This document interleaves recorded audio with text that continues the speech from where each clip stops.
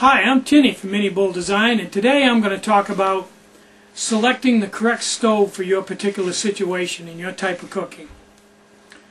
Now, there's a lot of different stoves to pick from, not only my own, but other people's also. So, probably, for any particular situation, there's 10 stoves that would work.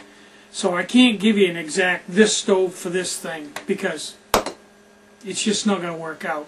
Second off, people have some pretty strong ideas on what a stove should be like, and lots of times a person will look at a stove, and even if it's not the perfect stove for what they do, they just like that stove, and that's the one they're going to use. And as long as they're happy, and as long as it'll do what they want to do, that's good, and that's what I want. I want to have a stove that they like. It may not be the stove I think they need, but as long as they're happy with it, that's all that really matters. One of my stoves that comes out of that category of not particularly the perfect stove for the job, but boy, I really like that stove, is a BIOS. A lot of people, excuse me, a lot of people will buy a BIOS, and that's just their stove, because it's a really tough, nice little stove, kind of a modified white box stove. It's a good stove. But let's get back on track here. Okay, first off, if you're going to go out and cook and you're not going to use small titanium or aluminum pans, if you're the type of person that really wants to go out with a group of people and really do some serious cooking, I'm talking about 10-quart saucepans or even 5-quart saucepans, and a pound of spaghetti to a time, and sauce and bacon biscuits and things like that, don't buy an alcohol stove. Don't buy one of mine. Don't buy one from anybody else.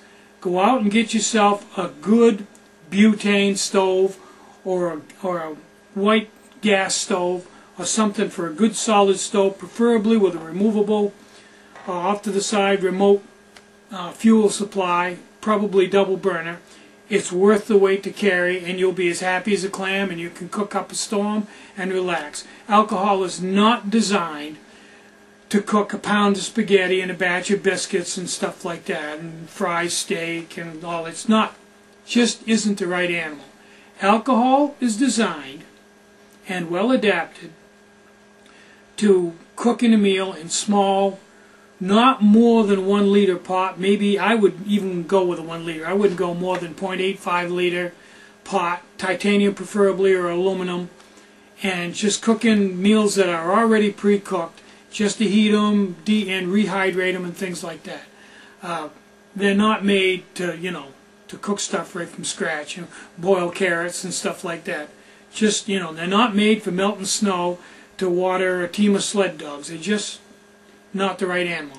They're made for the ultralight backpacker to rehydrate food and cook food for 1 or 2 people. And in that situation, they work perfect. I don't think you could come up with a better stove. The price is good, the weight is good, the fuel consumption is good, they're easy to use, they're fairly fast, they're ideal for that. So, that having been said, if you're a solo backpacker, a solo ultralight backpacker who's just going to be cooking for himself, and it's going to be cooking things like rehydrating freeze-dried meals, or cooking ramen noodles, that type of stuff, where you might have a meal that's pre-cooked, but you've got hamburger in it and corn or broccoli and stuff, and you want to rehydrate it.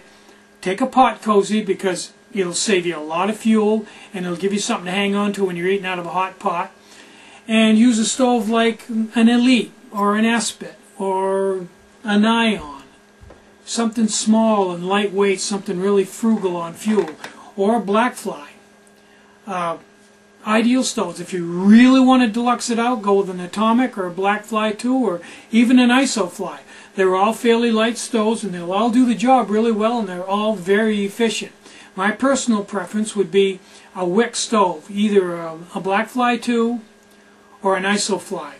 The original Blackfly, I think, is a little bit minimal for cooking. It works great for baking and warming water for coffee and stuff, but it really doesn't possess enough heat to really cook dinner with.